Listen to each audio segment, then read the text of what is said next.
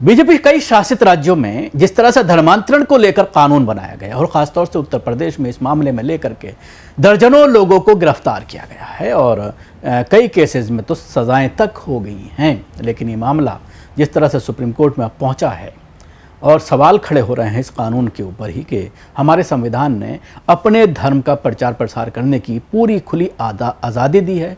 अब उस पर किस तरह से अंकुश लगाया जा रहा है कि अगर सिर्फ इस्लाम का प्रचार करते हैं तो जेल होगी, अगर आप ईसाइयत का प्रचार करते हैं तो जेल होगी, लेकिन अगर आप हिंदुत्व का प्रचार करते हैं, हिंदू धर्म का प्रचार करते हैं, उसमें आप कन्वर्जन कराते हैं तो उस पर कोई कानून लागू नहीं हो रहा है। कानून ज़रूर है लेकिन उसका इस्तेमाल नहीं किया जा रहा है।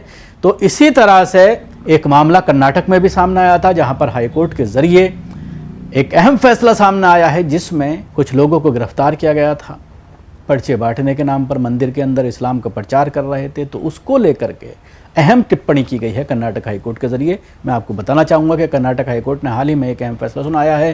कोर्ट ने जामखंडी स्थित राम तीर्थ मंदिर परिसर में इस्लाम का प्रचार करने, पर्चे बांटने और लोगों को इस्लाम के बारे में मौखिक रूप से बताने के इल्ज़ाम में 3 मुस्लिम युवकों के खिलाफ दर्ज एफआईआर रद्द कर दी है। शिकायत में यह भी कहा गया है कि आरोपियों ने वहां मौजूद लोगों को इस्लाम धर्म अपनाने के बाद कार और दुबई में नौकरी का भी लालच दिया था। लेकिन अदालत ने कहा कि सिर्फ जानकारी देना या किसी धर्म का प्रचार करना अपराध नहीं है जब तक कि जबरन धर्म परिवर्तन या किसी भी तरह के प्रलोभन का स्पष्ट सबूत ना हो। यह घटना 4 मई 2025 की है। शिकायतकर्ता के मुताबिक वो जामखंडी स्थित रामतीर्थ मंदिर गए थे, जहां 3 मुस्लिम युवक इस्लाम से जुड़ी किताबें और पर्चे बांट रहे थे। वे मंदिर में मौजूद लोगों को इस्लाम और पैगंबर मोहम्मद सल्लल्लाहु अलैहि वसल्लम की शिक्षाओं के बारे में बता रहे थे। शिकायतकर्ता का कहना है कि जब वहां मौजूद अकीदतमंदों ने उनसे पूछा कि वे ऐसा क्यों कर रहे हैं, तो युवकों ने कथित तौर पर हिंदू धर्म की आलोचना की और आपत्तिजनक बातें कहीं।